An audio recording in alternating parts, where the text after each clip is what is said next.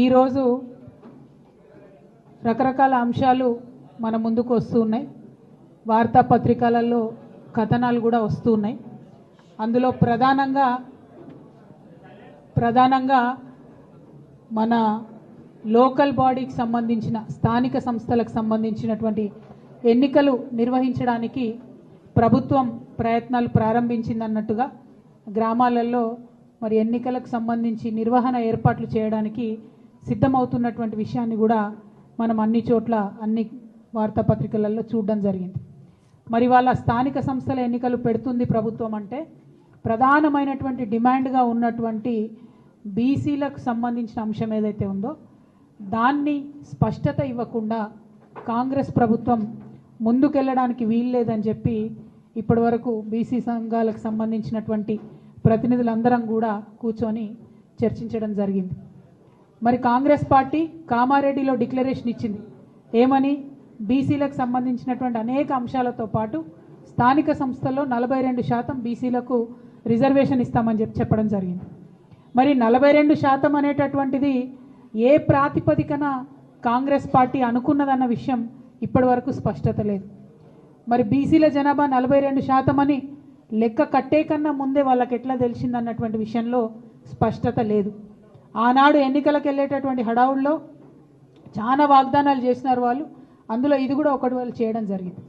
ఇవాళ మరి 42% అంటే ప్రతి ఒక్కరం కూడా ఆలోచిస్తూ ఉంటే బీసీ జనాభా సగానికన్నా ఎక్కువ ఉందని రమారమి మనం చెప్తూ ఉంటాం. అంటే అది 50% కావచ్చు, 60% కావచ్చు, ఇంకా ఎక్కువ ఉండొచ్చు. ఎంత ఉన్నదన్నది ఎవరికి తెలియనటువంటి విషయం. కానీ 42% అని కాంగ్రెస్ పార్టీ ఎట్లా చెప్పింది అన్నది ఇప్పటివరకు ఎవరికి అంతుపట్టని విషయం. సరే చెప్తే చెప్పారు, కానీ మరి ఆ 42% కూడా ఇవ్వకుండా మీరు ఎన్నికలకు పోయే ప్రయత్నం చేస్తున్నారా? ఈ ప్రశ్న ఇవాళ అందరి మెదడులో కూడా ఉన్నటువంటి పరిస్థితి. మేము తెలంగాణ జాగృతి నుండి గత సంవత్సర కాలంగా బీసీలకు సంబంధించినటువంటి అనేక అంశాలను ముందుకు తీసుకొని వెళ్తూ ఉన్నాం. అసెంబ్లీలో పూలే విగ్రహాన్ని పెట్టాలనేటటువంటి డిమాండ్ని మేము తీసుకున్నాం. అదేవిధంగా 20,000 కోట్లు బీసీలకు బడ్జెట్ ఇస్తామని చెప్పారు. మరి 3 సార్లు అసెంబ్లీ జరిగింది, బీసీలకు మాత్రం 20,000 కోట్లు పెట్టలేదు.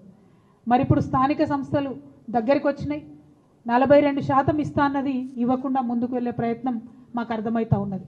కాబట్టి ఇవాళ ప్రశ్నిస్తూ ఉన్నాం, మీరు ఎట్టి పరిస్థితుల్లో కూడా మీరు చెప్పినట్టుగా 42% ఇవ్వకుండా ముందుకు వెళ్ళే ప్రసక్తే లేదు. మిమ్మల్ని మేము వెళ్ళనీయం. ఎక్కడికక్కడ మండల కేంద్రాల్లో కావచ్చు, జిల్లాలలో కావచ్చు, అన్ని చోట్ల కూడా నిరసన ప్రదర్శనలు చేస్తాం. మీరు 42% కాకుండా బీసీల వాటా మాట్లాడకుండా ఎన్నికలకు వెళ్తే మాత్రం కార్యాచరణ చాలా స్పష్టంగా, చాలా షార్ప్గా, పెద్ద ఎత్తున రియాక్షన్ ఉంటుందని చెప్పి ఈ సందర్భంగా ప్రభుత్వాన్ని మేము తెలియజేస్తూ ఉన్నాం. మరి ఇవాళ ఇక్కడ కలిసినటువంటి బీసీ ఎంబీసీ సంఘాలు అందరం కూడా కలిసి మాట్లాడుకున్నది ఏంటంటే, ఇవాళ ప్రభుత్వానికి మనం ఒక హెచ్చరిక జారీ చేద్దాం. మీరు చేసేటటువంటి ప్రయత్నం బీసీ డెడికేటెడ్ కమిషన్ నివేదిక ఇచ్చిన తర్వాత మాత్రమే, బీసీ జనాభా ఎంతుందో తెలంగాణ ప్రజలకు చెప్పినాక మాత్రమే, దాని మీద మీరు ఎట్లా ముందుకు పోతారనే స్పష్టత ఇచ్చిన తర్వాత మాత్రమే మీరు ఎన్నికల గురించి ఆలోచన చేయాలి. అంతవరకు స్థానిక సంస్థల ఎన్నికల గురించి ప్రభుత్వం ఆలోచన చేయకూడదు. ఇది ప్రధానమైనటువంటి డిమాండ్. రెండవది, జనవరి 3 నాడు సావిత్రిబాయి పూలే గారి జయంతి ఉన్నది. మరి ఆనాడు ఇందిరా పార్క్ దగ్గర ఒక భారీ సభను మేము పెట్టబోతా ఉన్నాం. ఆ సభలో అన్ని బీసీ కమ్యూనిటీకి సంబంధించినటువంటి ప్రతినిధులు, నాయకులు, ప్రజలు పెద్ద ఎత్తున హాజరవుతారు. ఆనాడు ఇంకా స్పష్టంగా మా కార్యాచరణ కూడా మేము చెప్తాం. బీసీ డెడికేటెడ్ కమిషన్కి సంబంధించిన సమయం 30వ తారీఖు నాడు అయిపోతూ ఉన్నది. మరి 30వ తారీఖు నాడు ప్రభుత్వానికి వారి నివేదిక ఇస్తామని చెప్తున్నారు.